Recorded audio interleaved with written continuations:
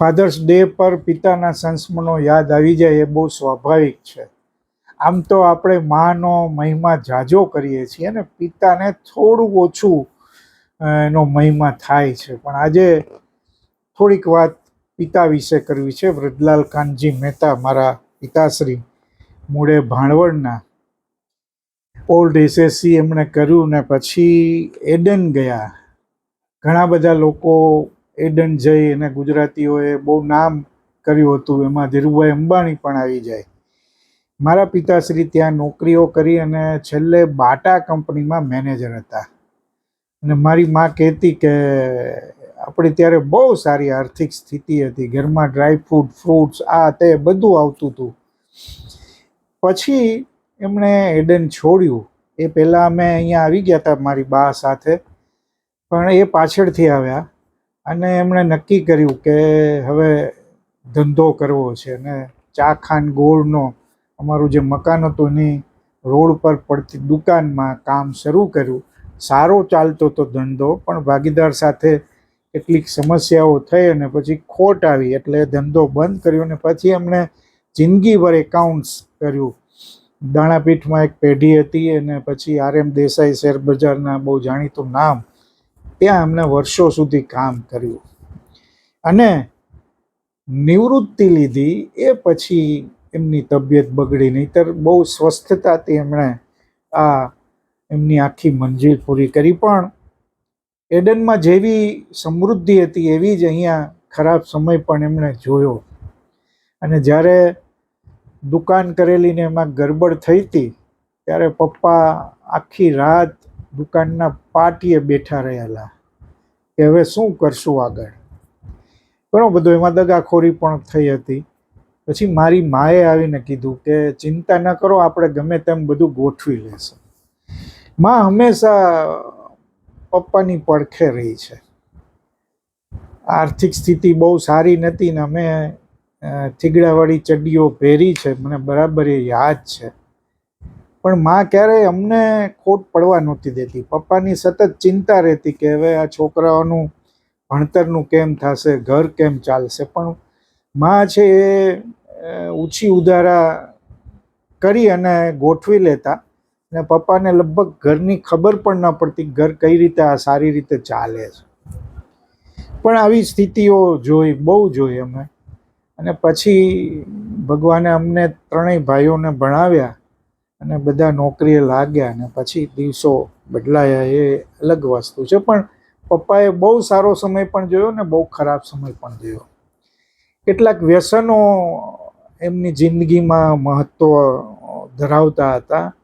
બીડી પણ પીતા હતા. એવલા બીડી આવતી હતી, હવે તો એ બ્રાન્ડ લગભગ જોવા નથી મળતી. અને પછી એ બ્રિસ્ટોલ પીતા હતા. કેટલાક પપ્પાના પાસાઓ છે ને એ સ્પર્શી જાય એવા છે. એકવાર એ નિર્ણય લે તો એ પૂરું કરીને જંપે. તો સિગરેટ આખું બ્રિસ્ટોલનું પાકીટ રોજ પી જતા અને એના વગર ચાલે નહીં. એકાઉન્ટ્સ એમના સરખા ચાલે નહીં. થયું એવું કે એમના ખાસ મિત્ર મૂળચંદ માધવજી મહેતા, જેને અમે કાકુ બાપુજી તરીકે ઓળખતા, મારા ફૈબાના સગા પણ થાય, એ હૈદરાબાદ અને એડનમાં બધા સાથે હતા. અને ત્યારની મિત્રતા બહુ ગાઢ મિત્રતા, કારણ કે અમારું મકાન લેવાયું પેલેસ રોડ ઉપર રાજકોટમાં, પહેલું મકાન.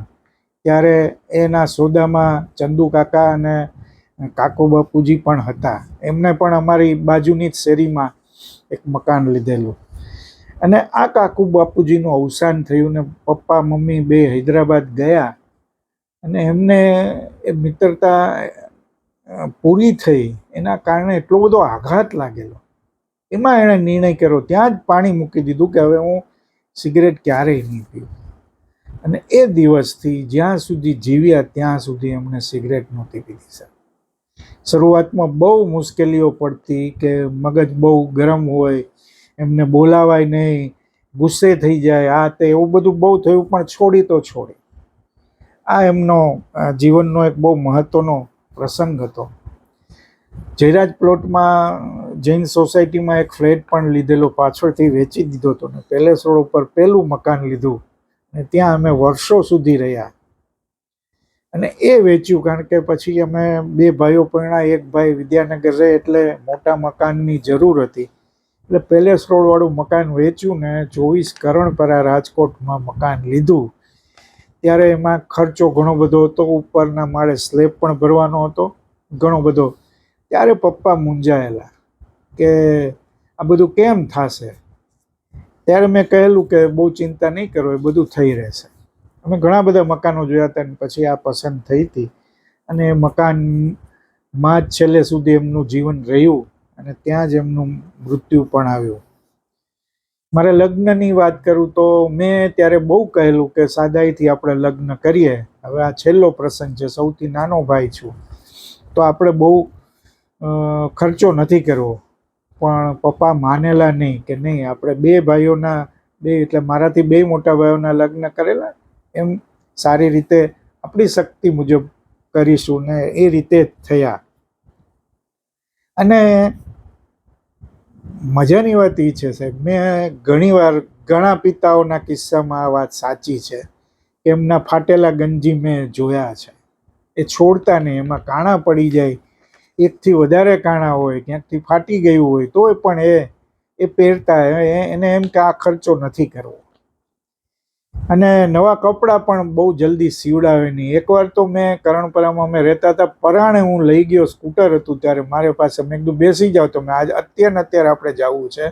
અને પેલેસ રોડ પર અમારું ઘર જે હતું એની બાજુમાં જ એક અમારો ટેલર દરજી હતા, એને કીધું, મેં કીધું આજે જ આ બે જોડી સીવડાવો અને મને જલ્દી આપજો. આવી રીતે તમે જો દુરાગ્રહ કરો ને એની પાસે આગ્રહ રાખો તો એ નવા કપડાં જલ્દી કરાવતા. બાકી બહુ કપડાઓની બાબતમાં બહુ ખર્ચો નહોતો. આમ પણ એમનું જીવન બહુ સાદગીભર્યું, બહુ હોટલમાં જવું કે ફિલ્મ જોવું. એક સમય એવો હતો કે બોમ્બે જતા અને અમારા સગાવાલાને ત્યાં ઉતરે તો એમને નાટક જોવાનો બહુ શોખ. ભાઈદાસ હોલમાં એમણે બહુ નાટકો જોયા છે અને એ જમાનામાં નાટક જોવું એ સ્ટેટસ પણ હતું. પણ પછી આ સ્થિતિ બદલાઈ પછી એમણે એવા કોઈ દિવસ આગ્રહ રાખ્યા નથી. બહુ ઓછી વાર ફિલ્મોમાં ફિલ્મ જોવા ગયા હોય એવું બન્યું છે.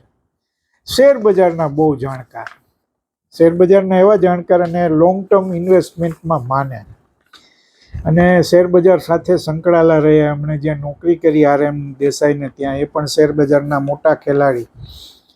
અને ઘણા લોકો એમની સલાહ લેવા આવે ને બહુ પ્રેમથી સલાહ આપે. એમાંના એમની જ સાથે કામ કરતા અતુલભાઈ હિરાણી, એ અમારી સાથે અમારી ઘરે ઘણો સમય જમ્યા, જાણે અમારો ભાઈ જ હોય એમ, એટલો એમની સાથે ગાઢ સંબંધ અને એમને પણ એટલી જ લાગણી. મારે એકવાર એવું થયું હતું કે હું ફૂલછાપમાં નોકરી કરતો હતો ને મને એક બહુ મોટી ઓફર અમદાવાદ માટે આવી. નવું એક છાપું શરૂ થતું હતું અને એમાં લગભગ આમ ફાઇનલ સ્ટેજ ઉપર વાત ચાલતી હતી. ત્યારે પપ્પાને ચિંતા હતી કે આ જશે તો ઘરનું કામકાજ કેમ ચાલશે. ત્યારે નિવૃત્ત થઈ ગયા હતા. પણ પછી બન્યું એવું કે વાત આગળ નહીં વધીને મેં કહ્યું કે મારે કંઈ જવું નથી, હું અહીંયા જ રહેવાનો છું. પછી એમને થોડી ધરપત પણ થઈ. એમને બીમારીઓ બહુ એવી ગંભીર બીમારીઓ ક્યારેય આવી નહોતી, પણ છેલ્લે જે આવી એ ગંભીર આવી. લીવર સિરોસિસ થયું અને તબિયત બગડતી ગઈ. ઘણા બધા ટેસ્ટ કરાવવા પડ્યા અને એ સમયે એમના દાંત પાડવાનું ચાલતું હતું. એક અમારે ડૉક્ટર શરદભાઈ ઘર પાસે જ એમનું દવાખાનું, ત્યાં હું લઈ જાઉં અને લગભગ 4-5 દાંત પાડેલા હતા. એટલે ક્રમે પાડવાનું ચાલતું હતું, ત્યાં આ બીમારી આવી. અને અમારા ડૉક્ટર નંદાણી સાહેબ, જ્યાં પપ્પા એકાઉન્ટ પણ પહેલાં કરતા, ત્યાં સોનોગ્રાફી માટે લઈ ગયો. સોનોગ્રાફીના રિપોર્ટ પછી નંદાણી સાહેબે જ્યારે મને કહ્યું ને ત્યારે હું હલી ગયો. એમને કહ્યું કે હવે દાંત પડાવવાનું રહેવા દેજે. એટલે મને અંદેશો મળી ગયો. પછી અમે ભરત પારેખ પાસે ગયા અને એમણે કહ્યું કે ઠક્કર સાહેબ કે કોઈ એવા એક્સપર્ટ પાસે લઈ જા.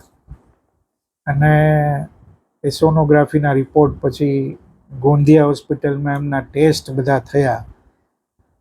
ત્યારે એમને થોડો અંદાજ તો આવી ગયો હતો, પણ મારી જીભ નહોતી ઉપડતી કે શું થયું છે. અને છેલ્લે ઠક્કર સાહેબ, સીએ ઠક્કર સાહેબ, રાજકોટના બહુ જાણીતા સર્જન, હવે તો એ પણ નથી આપણી વચ્ચે, એ મને ઓળખે ફૂલછાબના કારણે. એમની પાસે લઈ ગયો. એમણે બધી તપાસ કરી, રિપોર્ટ્સ જોયા. પછી કહ્યું, વજુભાઈ તમે, મારા પપ્પાને એમ કહ્યું, વજુભાઈ તમે જરા બહાર બેસો.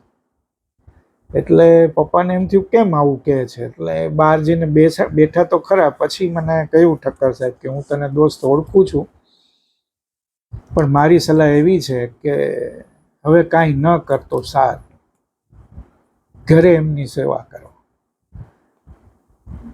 સાહેબ બહુ ઝટકો લાગેલો. મેં પૂછ્યું તું કોઈ ઈલાજ નથી? તો કે નહીં દોસ્ત, આમાં બહુ આગળ વધી ગયું છે ને, બહુ અઘરું કામ છે. પછી મેં એક તિબેટિયન પદ્ધતિથી આની બહુ સારવાર થતી હતી ને, એ સફળ રહે છે એવું ઘણા લોકોનું કહેવું હતું. ને અમદાવાદમાં એક ડૉક્ટરને ત્યાંનું સેન્ટર, એટલે એ કોર્ડિનેશન કરતા. મેં એમની સાથે પણ વાત કરી, એમને બધા રિપોર્ટ પણ મોકલ્યા. અમારા એક પત્રકાર મિત્ર મનીષ મહેતા થ્રુ વાત થઈ હતી, અને બધું ચાલતું હતું. પણ તબિયત બગડતી જતી હતી, ખોરાક ઘટતો જતો હતો. અને એ દરમિયાન ભૂકંપ પછીની સ્ટોરી માટે હું ઘરથી બહાર નીકળ્યો, પણ સતત ચિંતા રહેતી. હું વચ્ચે વચ્ચે ફોન કરતો, ઘરે ફોન કરીને પૂછી લઉં કે પપ્પાએ કાંઈ ખાધું, પપ્પાએ કાંઈક પીધું, પણ ખોરાક ઘટતો જતો હતો. અને એક દિવસે એમણે દેહ છોડી દીધો. જે તિબેટિયન પદ્ધતિથી સારવારની વાત હતી, એ બધું શરૂ થાય એ પહેલાં એમને વિદાય લઈ લીધી. પણ આ એમનું જીવનમાંથી, અને બહુ સરસ સાહેબ, ડ્રાફ્ટિંગમાં માસ્ટરી, ભાષા ઉપર બહુ કાબુ. એ બાટા કંપનીમાં હતા એટલે અંગ્રેજી તો બહુ જ સારું, પણ ગુજરાતી પણ એટલું જ સારું. એના પત્રો હજી અમે કેટલાક સાચવા છે. એટલું બધું સરસ ગુજરાતી લખતા. એટલે એ જમાનામાં જે અલંકૃત ગુજરાતી હતું એવું ગુજરાતી એ લખતા. બીજી પણ કેટલીક ભાષાઓ ઉપર એમની ફાવટ હતી. અને કોઈને ડ્રાફ્ટિંગ કરવું હોય તો પપ્પા પાસે આવતા, એટલે એમાં એની બહુ માસ્ટરી હતી. આવા પપ્પા ઘણા વર્ષથી ગયા, પણ એમના જીવનમાંથી મને એક અફસોસ રહી ગયો કે હું તંત્રી થયો ને પછી મને ગાડી મળી, ફૂલછાબે ગાડી આપી, ત્યારે પપ્પા નહોતા, બા હતા. બાને મેં ગાડીમાં બેસાડી અને ચક્કર પણ મળાવેલું ને હોસ્પિટલના કામકાજ માટે પણ લઈ ગયો હતો, પણ પપ્પાએ જોઈ નહીં શક્યા. છેલ્લે જ્યારે એમને થયું કે હવે મારી પાસે સમય, એને ખબર પડી ગઈ હતી કે મને કંઈક એવી બીમારી છે કે જેનો ઈલાજ હવે શક્ય નથી, ત્યારે બે એક દિવસ પહેલાં એમણે કેટલીક ચિંતાઓ વ્યક્ત કરી હતી. આમ કેમ થશે, હું નહીં હોઉં, આમ એવું તો નથી બોલ્યા, પણ હું સમજી ગયેલો કે એમને મનમાં ચિંતા છે કે હું નહીં હોઉં તો શું થશે. પણ મેં ત્યારે ભરોસો આપેલો, કોઈ ચિંતા કરવામાં, એ મારી જવાબદારી છે. એ જવાબદારી નિભાવવાની સતત કોશિશ મેં કરી છે. એ અલગ વાત છે, પણ ક્યારેક ક્યારેક અમુક પ્રસંગો એ યાદ આવી જાય છે. એમની ચોકસાઈ, એમનો વિવેક, એમનું શિસ્ત, આ બધું બહુ મેં જોયું છે ને કેટલુંક એમના જીવનમાંથી શીખવાનો પ્રયત્ન કર્યો છે. અને સંબંધોના માણસ, એની માટે ઘસાવવું પડે તો એ જરાય હિચકચાતા નહીં. એમના આર્થિક સ્થિતિને લઈને મેં એ જ નજરમાં હશે બાપુજીનું ખિસ્સું, બાપુજીના જબ્બાનું ખિસ્સું. બાપુજીના જબ્બાના ખિસ્સામાં કેટલા સપના જીવતા હતા. એ ખિસ્સામાં નોટોનું બંડલ નહોતું, ઘરના સુખ દુઃખ સંતા કુકડી રમતા હતા. એમાં દીકરાના ભણતરનો ભાર હતો, એમાં દીકરીના લગ્નની શરણાઈ હતી. દીકરી તો અમારે, બેન તો અમારે નહોતી, પણ રેફરન્સ દીકરીનો આવે, પપ્પા આવે એટલે. એમાં પત્નીને આપેલા અધૂરા વચન હતા, એમાં ખુદની ઈચ્છાઓની સમાધિ પણ હતી. એ ખિસ્સામાં જ્યારે ભાર હોય, ઘરની દિવાલો થતી જડાહડા, અને ખિસ્સાને ખાંસી આવે તો છતથી પાણી ટપકતું હતું. એ ખિસ્સાને કેટલા હાથો ફંફોસતા હતા. એ ખિસ્સામાં કંઈ કેટલા હિસાબ રહેતા હતા. પણ સમય સાલો નીકળ્યો ખિસ્સા કાતરું. જમા હતું એ બધું કરી ગયો ખાલી. ઉધાર બાકી રાખી થઈ ગયો ફરાર. હજુ પણ એ જબ્બો ખીટી પર ટીંગાય છે. એના ખિસ્સામાં કેટલા જીવ ભટકે છે. ખિસ્સાને ક્યાં ખબર હોય છે કે એના કારણે જિંદગી કેટલી તીતર બીતર છે. ખિસ્સાએ કેટલું ખાક કર્યું છે. એ પિતાજીનું કિસ્સું હતું. ગરીબી રેખા નીચે જીવતું હતું. આ રીતે પપ્પા વારંવાર યાદ આવે અને પપ્પાની સૌથી સારી શ્રેષ્ઠ કવિતાઓ લખી હોય તો એમાં ઓમ વ્યાસનું તમારે નામ લેવું પડે. અદ્ભુત કવિતા લખી છે અને એ જ્યારે એનું પઠન કરતા હતા ત્યારે તમે વાંચીને ભાવ વિભોર થઈ જાઓ. તમારી આંખમાં આંસુ આવ્યા વગર રહે નહીં. पिता जीवन है, संबल है, शक्ति है. पिता सृष्टि के निर्माण की अभिव्यक्ति है. पिता उंगली पकड़े बच्चे का सहारा है. पिता कभी कुछ खट्टा कभी खारा है. पिता पालन है, पोषण है, परिवार का अनुशासन है. पिता धौंस से चलने वाला प्रेम का प्रशासन है. पिता रोटी है, कपड़ा है, मकान है. पिता छोटे से परिंदों का बड़ा आसमान है. पिता पिता अप्रदर्शित अनंत प्यार है. पिता है तो बच्चों को इंतजार है. पिता से ही बच्चों के ढेर सारे सपने हैं. पिता है तो बाजार के सब खिलौने अपने हैं. આ બહુ જ ભાવવાહી लाइन છે. पिता से ही बच्चों के ढेर सारे सपने हैं. पिता है तो बाजार में सब खिलौने अपने हैं. पिता से परिवार में प्रतिपल राग है. पिता से ही माँ का बिंदी और सुहाग है. पिता परमात्मा की जगत के प्रति आसक्ति है. पिता गृहस्थ आश्रम में उच्च स्थिति की भक्ति है. पिता अपनी इच्छाओं का हनन और परिवार की पूर्ति है. पिता रक्त में दिए हुए संस्कारों की मूर्ति है. पिता एक जीवन को जीवन का दान है. पिता दुनिया दिखाने का एहसान है. पिता सुरक्षा है, सिर पर हाथ है. पिता नहीं तो बचपन अनाथ है. तो पिता से बड़ा तुम अपना नाम करो. पिता का अपमान नहीं, उन पर अभिमान करो.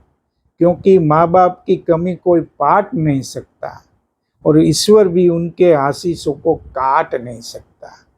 विश्व में किसी भी देवता का स्थान दूजा है. माँ बाप की सेवा ही सबसे बड़ी पूजा है.